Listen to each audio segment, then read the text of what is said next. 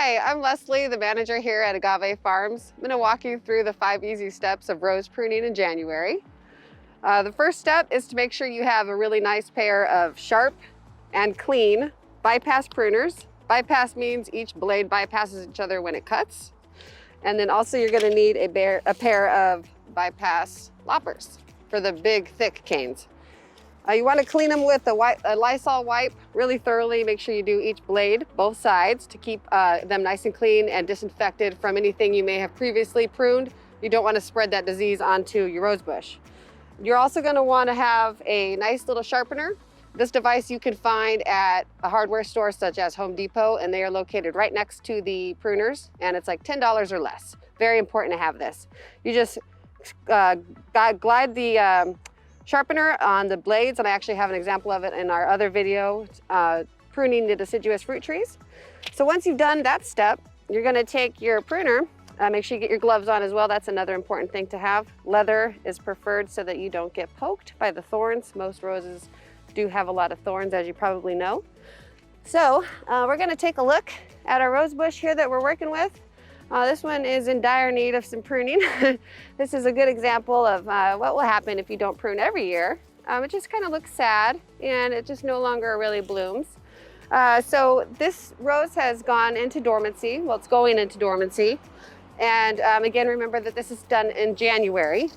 So we're going to be looking for all of the branches that are growing inwards, and also crossing each other is a big no-no with roses. So we're going to be removing those branches. That's the important thing that we're doing today. The goal is to remove everything on the inside, and then we're going to have a V shape at the end. So it's nice and open, and that's going to allow some airflow within the rose bush and sunlight to get in there.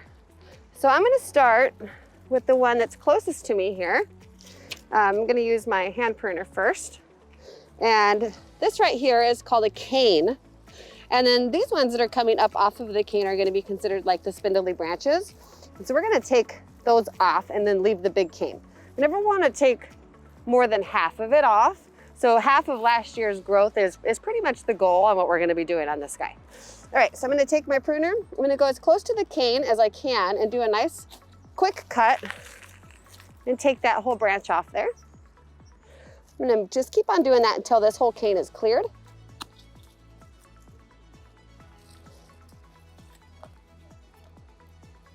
This one, because it's growing inward, I am going to take it off. If it were growing outward, I may leave it, but in this case, our goal, remember, is to take everything on the inside out. Okay, now I'm going to take this one out. As you can see, this one is crossing a ton of other branches, so we're definitely going to take that out. So it's close to the stronger cane as possible. And sometimes if you can't, like if this is a much thicker rose bush that you're working with at home and you can't get it with your hand pruner, don't be afraid to use your lopper, so that will avoid injury or breaking your hand pruner. Okay, this one, because it's growing outward, I'm going to go ahead and leave it. I'm going to just trim it up though a bit. See, I'm looking for an outward facing node where I want to make my cuts on these little branches. So right here is a node. And we're going to cut right above it. We're going to go down at an angle, at a 45-degree angle right above it, like that. Now, this one here is growing on the outside of my bush, so that's okay to stay. There's a little node over here. You probably can't see it from that side, but you can trust me that it's right there. I'm going to cut right above it there. Okay, now I've got this one, since it's in the way, let's go ahead and take that one off next. It's growing inward, taking that out. Right there. Okay, this one, since it's broken especially, we want to remove it. So I'm going to remove that guy. And then this, because it's right in the center of my bush, I actually don't like that, and I'm not going to keep that there, because the whole goal, again, is to make sure that it's nice and open in the center of the rose bush. So I'm going to go take this down as low as I can, right down here. And this is kind of a weird angle, so just kind of maneuver the best way that you can. Make sure your pruner is all the way open. Slide it in there like that, and then you can squeeze with both hands until it comes off. It's important also to remember the same with stone fruit. to make sure that your cuts that you leave are nice and smooth. You don't want to leave shredded or broken wood there. So if you don't get a nice smooth cut the first time, go ahead and try again until it's nice and smooth like that. Okay, so we now want to remove this little spindly branch here. I'm gonna just kind of take everything off. It's also important to remember to remove any brown or blackened wood like this on your branches.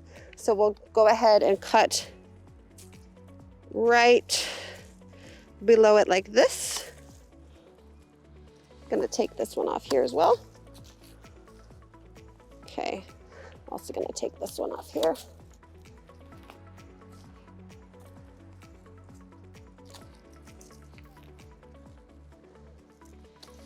Okay, now we're getting really close to being finished here. I'm gonna take that off. Because I have some swelling buds right here, and because that's going to turn into a cross branch, I'm going to go ahead and cut that a little lower.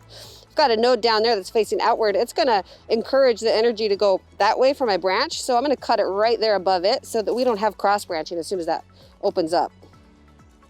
Right there. Now all the way up here, this is looking for a node facing outward. And I've got one right there. I'm gonna cut it there. And I'm gonna take this off here. And it's important to remember all the foliage is removed. And that's what it's gonna look like when you're all finished. Now the last part is going to be, not the last part, I'm sorry, we're getting close. Removing all of the dead leaves and foliage around the base of our rose. We wanna look for any suckers, weeds, disease, bugs, things like that. Clear it all out, make sure you're good to go. There's no suckers here. So the last and final step is to seal our cuts. You can seal your cuts with lipstick if you have it. If you don't have lipstick, the other cool thing that you can use is just an Elmer's white glue or some type of wax, like even like a chapstick or something like that will work. I happen to have a lipstick, so that's what we'll be using today. And just open it up. Make sure you get all of your cuts really good, seal them tight. This prevents borer damage and it keeps any disease out. And you're just gonna dab it on there until you can't see the coloring of the wood anymore.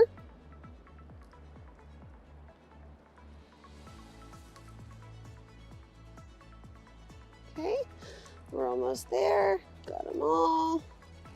Nice and covered. Make sure you get all of them.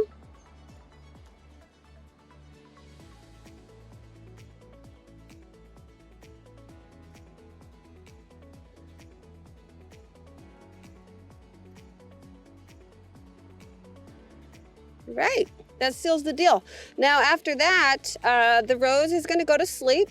It's gonna be dormant for a little bit. They usually break dormancy, you know, it depends on the weather, but here in Arizona, it could be into February, early March. You'll start to see all the foliage developing, and then you'll have more roses this year than you did the previous season. So this is why it's very important to do this every winter in January.